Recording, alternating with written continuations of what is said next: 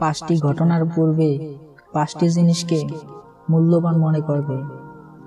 তোমার বৃদ্ধ বয়সের পূর্বে তোমার যৌবনকে, ব্যাধির পূর্বে স্বাস্থ্যকে, দরিদ্রতার পূর্বে সচ্ছলতাকে, কর্মব্যস্ততার পূর্বে অবসরকে এবং মৃত্যুর পূর্বে জীবনকে।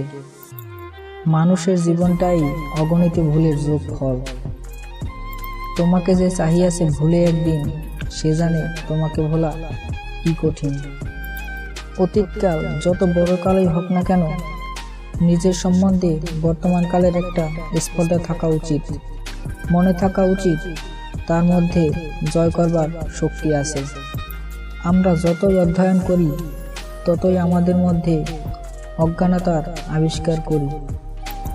তোমার যা ভালো লাগে তাই জগৎকে দান করো, বিনিময়ে তুমিও অনেক ভালো জিনিস লাভ করবে।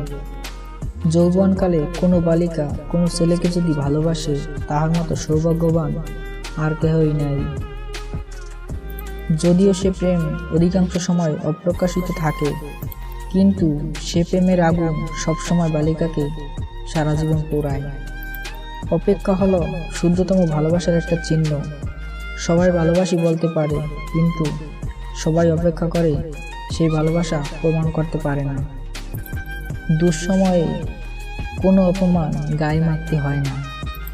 এমনভাবে অধ্যয়ন করবে যেন তোমার সময়ের অভাব নেই, তুমি চিরজীবী।